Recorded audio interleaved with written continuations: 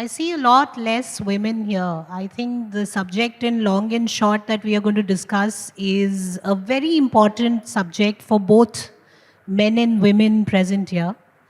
Reason being that about 2 months ago, the social media went abuzz with an incident where a man committed suicide because he was being harassed by his wife.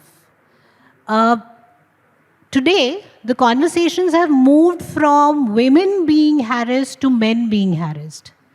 But when these conversations move, are we really at a stage where we can say that नहीं अब महिलाओं को तो अपने मतलब का अपने हिसाब का एक लॉ मिल गया है टू द एक्सटेंट कि वो अब उसका मिसयूज़ करने लग गई हैं.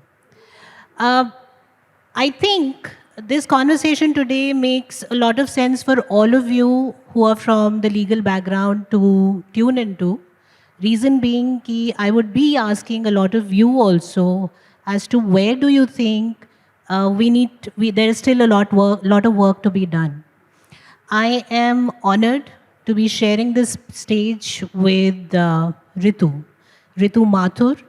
I think a brave woman who has fought it out for the last decade and emerged as this powerful voice who today has come out with her story in a book which every one of you should read. Reason being that when you start facing adversities, suddenly आपको realize होता है कि एक के बाद एक मेरे ऊपर जो है कुछ ना कुछ attack हो रहा है, कुछ adverse situation आ रही है. और ऐसा ही कुछ I think Ritu faced in her life. And she was at a point where everything which was happening with her and around her broke her down. She was in a leadership role. She was doing extensively well in her field. She was working in a very big organization. And then one fine day, she met with an incident that she did not feel comfortable about as a woman.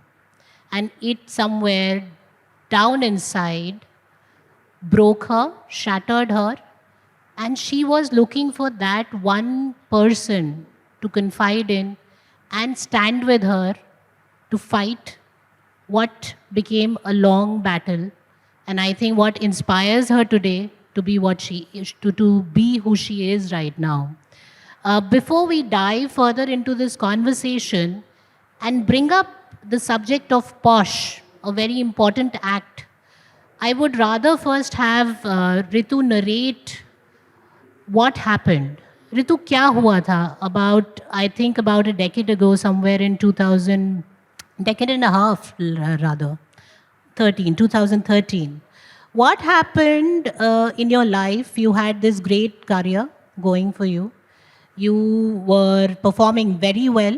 You had, you had 3 promotions in say about 4-5 years. You were a great performer in the organization. But suddenly, everything and everyone in that organization turned against you. So take us through that journey of what happened. Thanks, Lipika. Thank you, Oakbridge, for having me here because I feel this is a very important topic. I think this is a very important topic, and I feel responsible that I should be empowering other young women and men into, into voicing their problems. We usually do not do anything about when we get harassed. Any small incidents, we do not even realize that something has happened. We don't even find it wrong. It's being a woman, we have been taught in our society, chalega, koi baat nahi, thoda sa bola, koi baat nahi, just move on. But you have to draw the line somewhere. And that is why I'm here, and I feel honored to be here on the stage and sharing the stage with Lipika to have this conversation. This happened quite some time back in 2013. I was working with one of the most ethical and biggest organization of the country, and at a very senior position, and a very high performer of the organization. So, and I got 3 promotions in 4 years, so that definitely means that management liked my work. And then one fine day, I find myself in the middle of some kind of a sexual harassment by my manager. Initially, I could not understand. In fact, I was dumbfounded. I just didn't know what to do about it, whether it is should I take it up or it's just meri soch hai. Matlab, I am maybe getting very fussy about it. So I just took a pause, went back home, discussed with my husband, and I realized that no, I think I need to fight back. It is just not, should not be taken for granted. So I went back.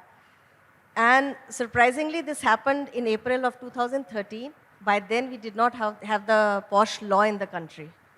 So there was no committee, nothing in the organization. So this subject was, there is a stigma attached to this subject. We all know that. So I decided to go to my HR head and talk about it. He just listened to it and he said, it's okay, Ritu, we'll talk to him and it's okay. I came back. I was not satisfied. I gave a written complaint. So they had no choice but to form a committee because that Vishaka guidelines were already in place. So there were certain things which were there and the guidelines said that they have to have an investigation committee. So the committee was formed with 5 people, with 3 being women, and they investigated left, right, and center, questioned me on every aspect of that. And there were other things which were corroborating for that incidents that had happened, which I could not, then, understand and put the pieces together that I did not see it coming then. So then the investigation went on for some time, and it got closed after 6 months, saying null and void. And my cases cannot be upheld because there is nothing, no findings. So that's the basic background of my case. Before I ask you to go further on it, because I would like you to also share what you did after that, because that was the bigger fight. One is the fight when you are fighting the battle, but there is a lot that comes. But there are two important things from what you share come out. One is that we women and men also, I'm making it gender agnostic in a lot of ways, but more for women here in India. Many a times we don't even realize, one, that a simple, casual, remark could be a sexual remark. We are so unaware of what could be a sexual remark, And secondly, and this is something that I also know coming from a point where, you've held senior positions in organizations, in large organizations, positions of power. You don't even, for the first first few moments, it becomes unbelievable that did I hear it right? Was that right? Because you feel that you are a strong woman. Everybody sees you as this strong woman in the hall, and especially when you were out of the 12 people, you were the only woman voice in your organization then for that specific, job. I think you feel already strong कि मैं तो strong हूँ, मुझे कोई ऐसे कैसे बोल सकता है? या have I really understood it correctly? कहीं ऐसा तो नहीं है मैं गलत सुन रही हूँ? So these 2-3 things, kind of, I'm very sure there are girls who are in their entering stage of careers, they are in the junior and middle level stages of their careers, where that innate non-understanding of what could be a sexual remark or a casual sexist remark, we literally don't understand. And the second part of it, which stands out very glaring, is the fact that when you are in a powerful position, and for the first few, that first instant thing, you feel that मेरे साथ नहीं हो सकता या मुझे कैसे कोई ऐसे बोल सकता है. How do you see from then to now? These aspects, do you really think that it has changed? Is there a lot more awareness among the younger girls or young women who are working at a senior level position? Is that a lot more? And has the law been, there is, obviously we don't understand all the laws in the land, but has the law been able to make at least enough understood or enough awareness is generated among young women to understand where they need to actually, when you talk about drawing a line, where they need to actually draw a line and tell the other person, now stop, no further. I wanted you to maybe throw some light. Okay, so definitely the law, once it was instated in the country, did bring that mandate to have regular courses in the organization, regular training programs. That has helped women understand the law, what are the rights and the wrongs then or a men go through. It's not only women, as you rightly said. So, but then interpretation is still, there is a gap. There are a lot of lacunas in the law, which probably because I have had hands-on experience, I can say that. But definitely there is a lot of change in the last 10 years when I was there and what is happening today. Because I too didn't know what happened to me. As you rightly said, I was in a state of shock. I didn't know कि मुझसे मेरे साथ क्या हुआ है. But abhi the women know कि yes, the law says blah blah blah, and one of the pointers is this looks like a incorrect statement or I should probably raise my voice. But again, how many women do it is another challenge which the law does not help. So we need to actually empower the women and men to understand the law, and we have to build communities to help each other on this subject. It is such a taboo, it's such a stigma attached to this law that we cannot talk about it. Somebody has, I remember my time in that company, nobody used to talk to me. I used to have lunch alone because I had raised my voice. It's a very painful experience. Yes, and I remember, and I was one person who was, because of my role in my organization, I used to interact with all the verticals of the organization. And I was the voice of the organization in the ministries and in the regulators. So, and I had to interact with the technical team, marketing team to take decisions on various products that we were launching. And suddenly, everybody would just, either shy away if I'm in the corridor or just, start talking to somebody on the phone, but they would not because they did not want to be aligned to me or to be with me in my fight. So that's definitely a challenge, Lipika. Ritu, there is a sense of social, I think as you say that there is some stigma attached to the fact that this woman has raised, I still feel, there is a lot of problem with women who are strong and who voice and who have a very strong voice, as is it's very difficult for everybody, not just men, but even other women to, stand or tolerate a woman who is like, sorry to use those words, but still. But you know what, the point that you made was that your own people who were up until now with you, I'm sure there were men and women both in it.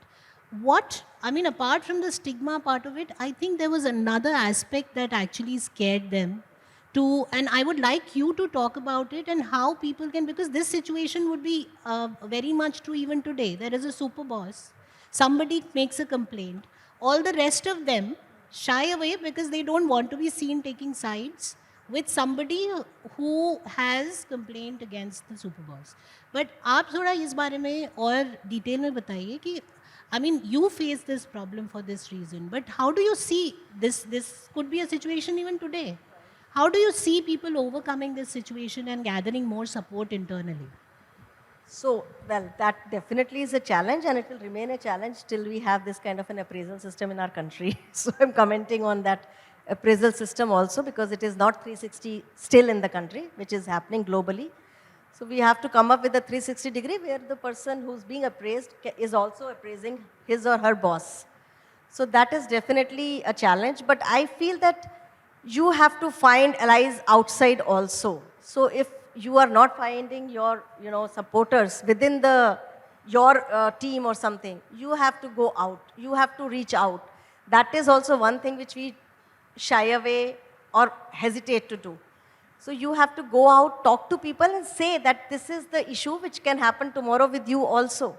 And you have to feel that if you are in my shoes, you will be facing the same issue. So, and you know that you have the conviction of telling this real story. You have to have that conviction of telling and convincing the person. But yes, I will still say that that challenge will remain because in my case, the perpetrator was my boss and my team's reviewer. So I would write their appraisal. That's okay. But so they were not supporting me, but the reviewer can undo whatever I have written. So that is the challenge of our appraisal system. So although my team should be, supporting me, knowing the facts, they knew the facts inside out because they were with me all the time. And there was a lot of insubordination I faced with my team. My team was stopped reporting to me. They did not do my assignments that I was giving them.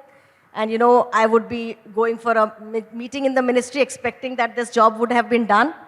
And I come to work and I say, okay, that report is ready, and everybody is just looking here and there or going to washroom or going somewhere. And I'm just left, cold. And, but then I had the courage, I knew the subject so well. So I would go to the ministry and explain that I will come back again and apologize, whatever. So that's the part of my building relations with the ministry. But definitely, this appraisal system is also an issue. And another thing which is there is the investment committee formation. The formation of the investment committee has to be absolutely agnostic of all people in that team where the incidents has happened. So my investigation committee had 3 members who were reporting to my perpetrator, the accused. So obviously the judgment will go in his favor and not in my favor. So these are the nuances. When you face it, then only you know it. It's very disturbing, actually. And when you speak about it, I can very well imagine that people who you've been sharing your lunches with every day, walking into that same office and seeing that everybody is, for whatever, they have their own Just to reasons. add, I'm sorry, even my office boy would not give me a coffee.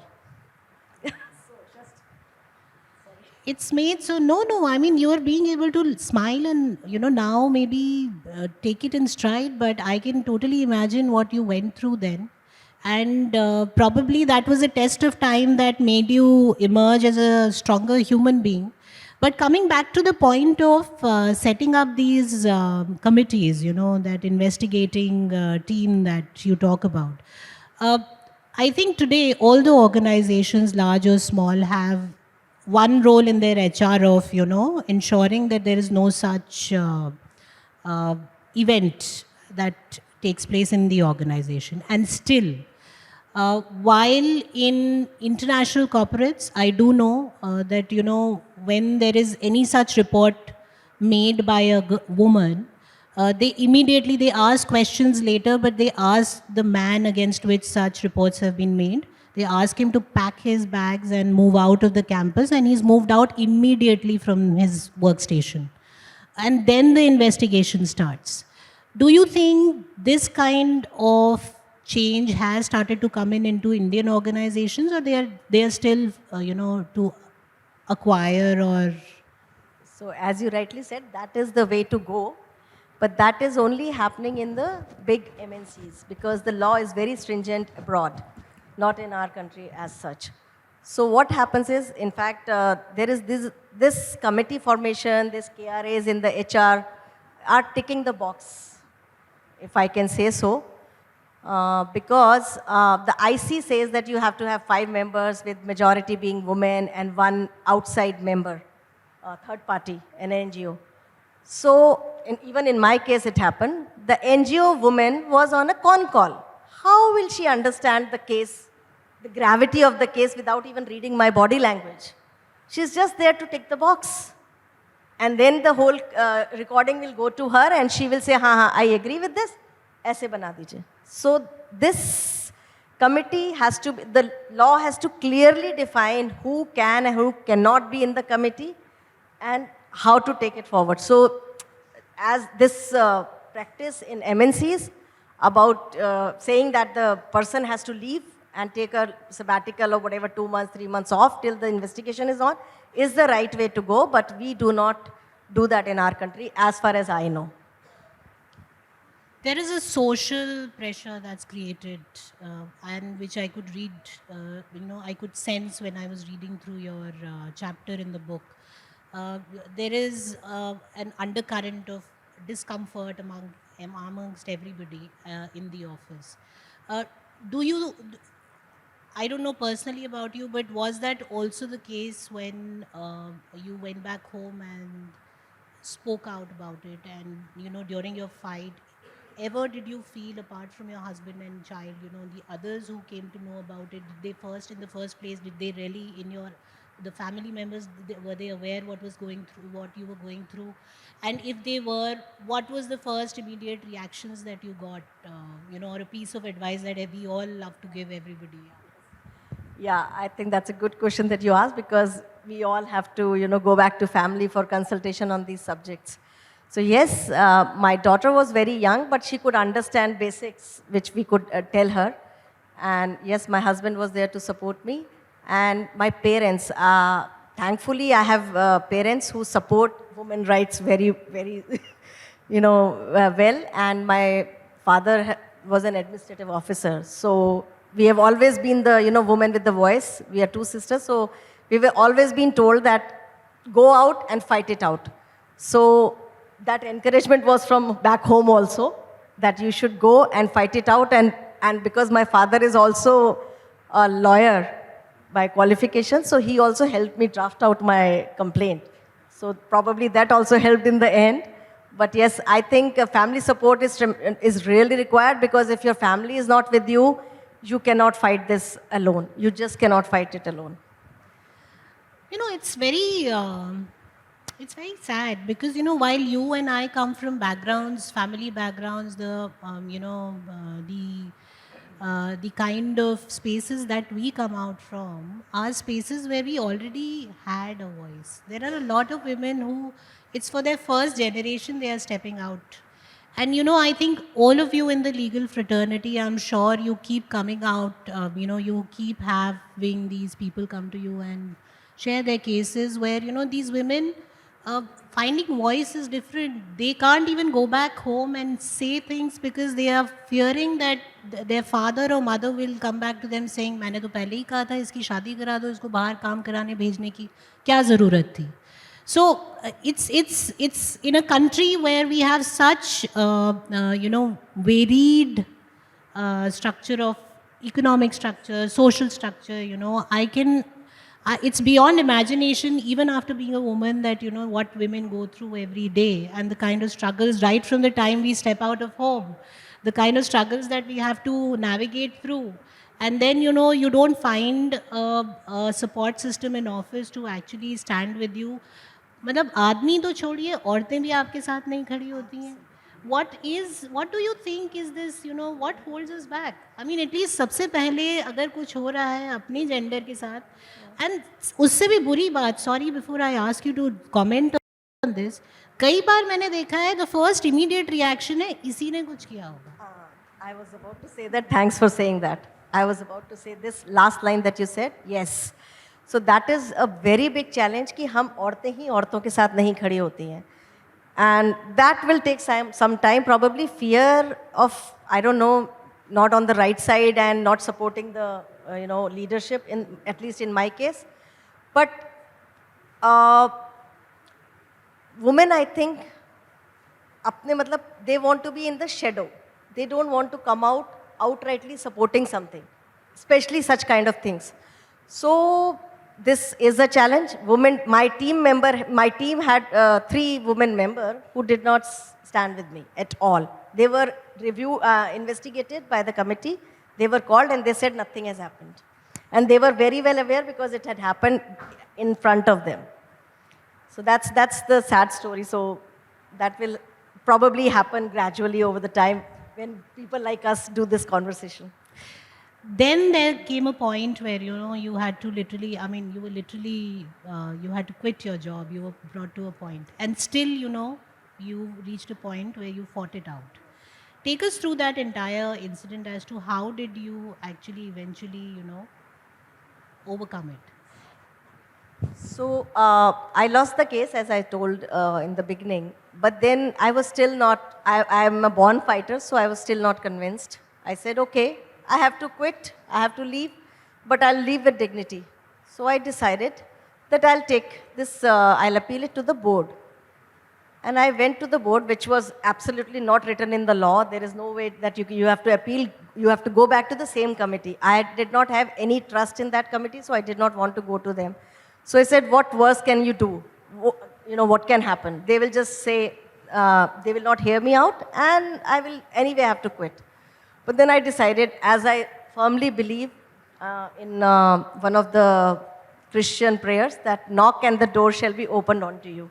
So I believed in that, and I went to my board, and again, board also kept silent for some time, but after 3 reminders, they had to hear my voice. And they decided to reconvene the committee with an outside, a very senior lady lawyer to be a part of the committee, who was like on day 2 of my investigation, confirmed that this is a true case and has to be upheld. So but that needs courage. But then, after that, because I had showed all the leaders in the committee in a very, very bad light, I faced the next phase of the law, which is retaliation, and which is actually a lacuna in the law, if I can say so, in this fraternity of, legal fraternity. There's a big gap in the law and its implementation, because even when I won the case, I faced such bad retaliation from a top performer. I was a non-performer in 6 months' time. When the ministries and the regulators were calling me by name for discussions, I was suddenly a person who did not know my subject. In a person for whose name is there on the regulator's website as one of the experts on the committee on the subject, suddenly I was a non-performer. But I had no choice, and I just couldn't take it anymore, and then I finally had to quit. So what you're saying is that after having won, the situation was created deliberately for you to, it was a very inconducive situation created for you. So one way or the other, it was you who had to give up your job. The POSH is in place now, and it's been several years since this incident happened. Let us know if there has been, after your case, there were any improvements done in that particular organization, probably without naming it. And with this law in place, how, as you mentioned about this one lacuna, there could be others that you may have identified that. So one of the things that I think that is getting amended is the time taken for the victim to complain, because it takes a lot of courage to come back and complain. Initially it was 3 months, but now I think they're increasing it to some 1 year or something, giving that time to the person to cope up with that trauma first and then come back and give a complaint. So that is a good way forward. But the retaliation part, I believe there has been a PIL in the court, but they have also asked the person who has done the PIL to go back to the parliament has to amend the act. So that is a long way, we all know. So retaliation is still not addressed as such, but that's... So what you're saying is how to secure, somebody who's faced this after having won and secure his or her environment once he goes back into the same environment is something where there is a gap. We are at a point today, from what I keep hearing and reading and in the newspapers, that today it's reached a point where even women are being seen as perpetrators at a lot of front.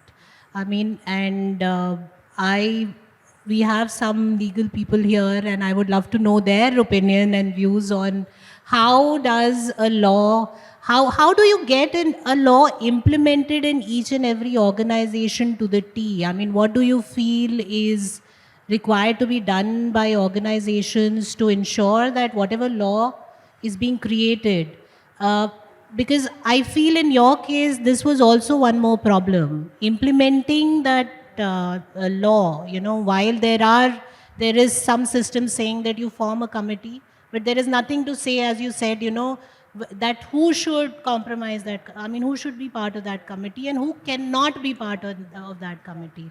So how do you feel and I would love to know your opinion on it, any one of you, how do you feel one can have it implemented better for both men and women? Yeah, good afternoon. So I'm a lawyer, of course, but I was also the compliance officer and general counsel for a large multinational company.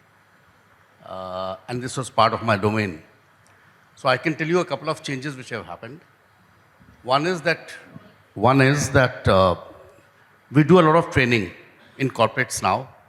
And the first question, basically, which is asked is what happens and what you just said. Why is this act not gender neutral? Right? And what about men? What do men do?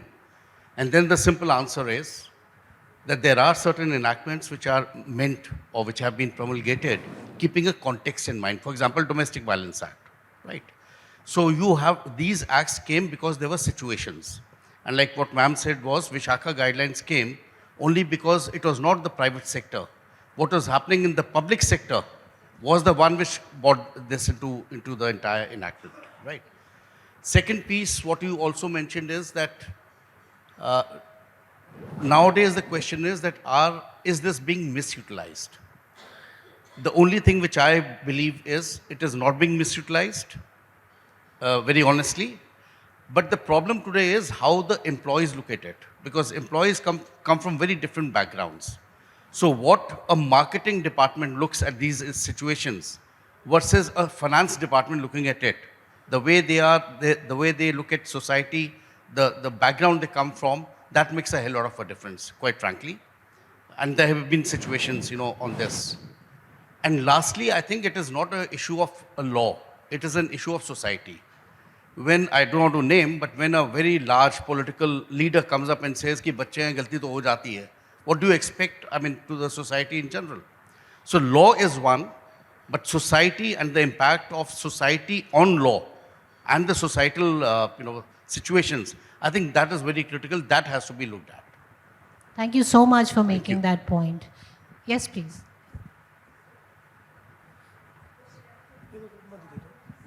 Hello. And I did a lot of POSH trainings. Awareness is a very big part of this, and from time to time. So it's not as if that you've done it once a year. You do it every 2 to 3 months. We had a standard docket, which we would present. It would be a blast. We would have weeks, especially during the Women's Day coming up and such like things. So unless you have the company repeatedly, and it wasn't just me who was making these presentations, sometimes the MD would do it, sometimes the project managers would do it, sometimes the department head would do it. Unless you are making people familiar about the do's and the don'ts and the wrongs, you cannot change. And society is just the same outside a company as it is within the company. So unless we make people aware of what the law is and what they cannot do, and the perception, because remember, POSH is something, the perception of the woman, the complaint that I am feeling violated even if somebody is looking at me wrongly. So it is for such like things, the law only gets implemented at a much later stage. It is at the grassroots level that you need to nip it in the mud and nip it in the bud and let the people know where they're actually going and what they're supposed to not be doing with female colleagues. So, and where gender neutrality is concerned, we always made it quite clear that when it comes to any action against men, that will be taken by the disciplinary committee and not by the ICC of the company.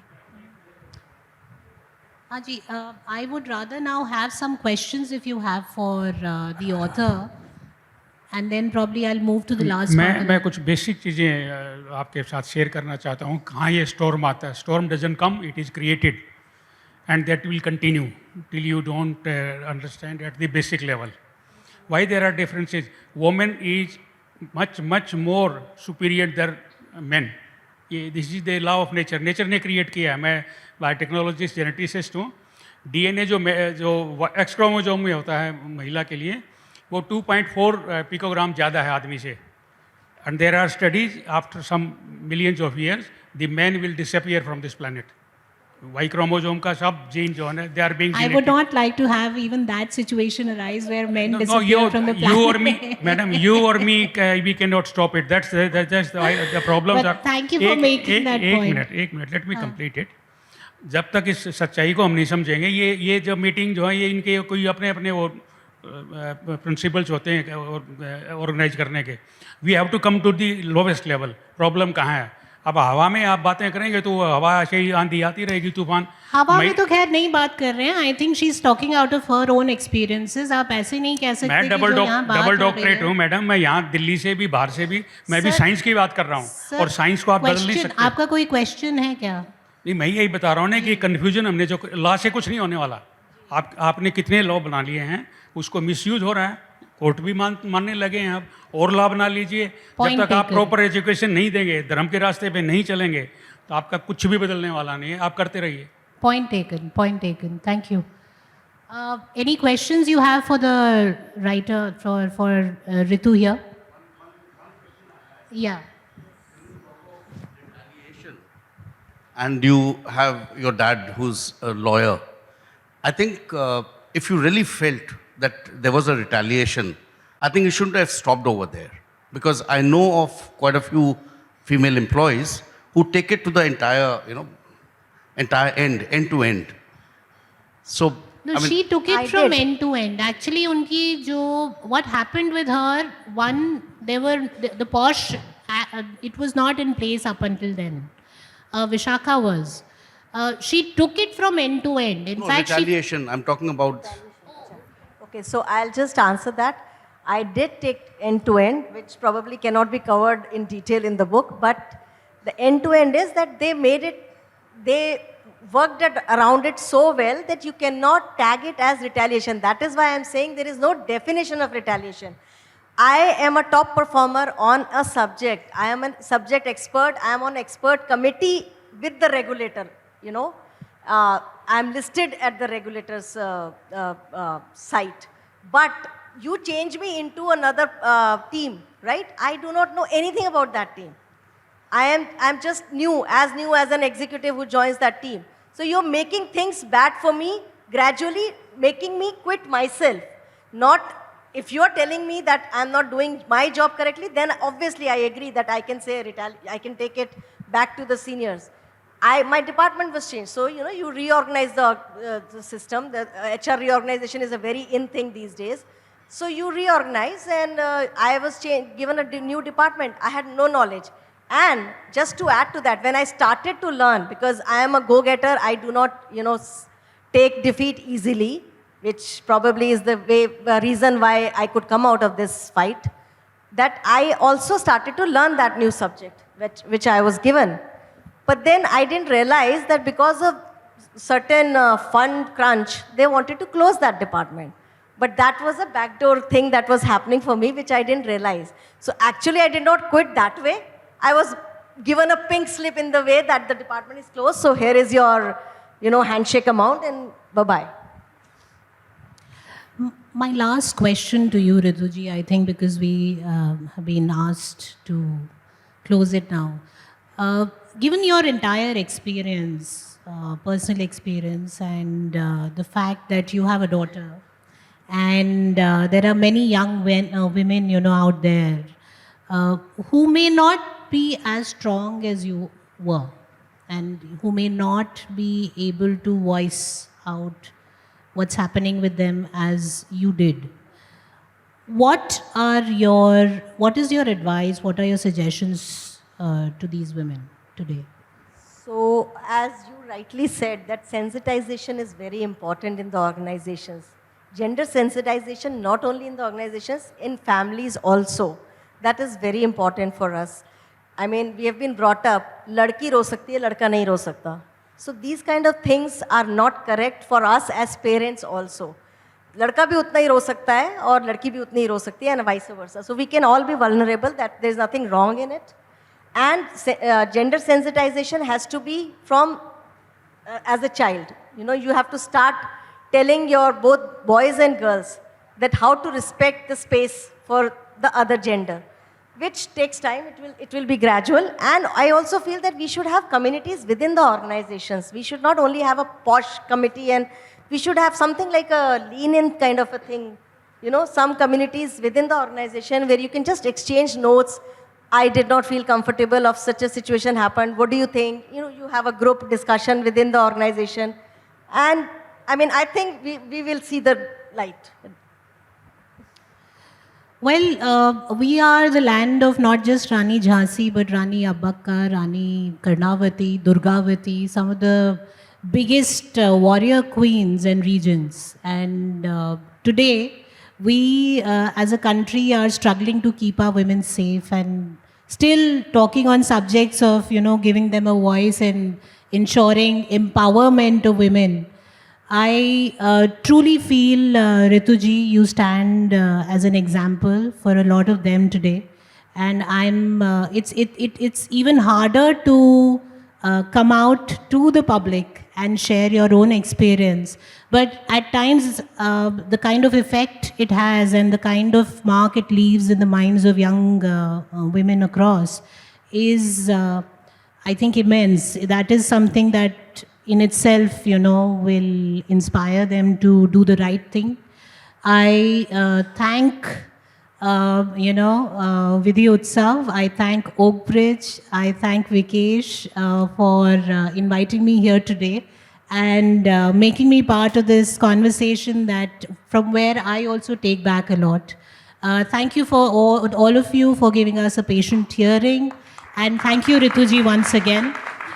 I would like to share with you that there are about 30 stories of women coming from different walks of life who share their experiences, some good, some bad. They are entrepreneurs, they are people who have been single parents, they have shown immense strength in adversity. Do pick up this copy and you will get to know what kind of women we still continue to produce. It's just that we need to highlight their stories.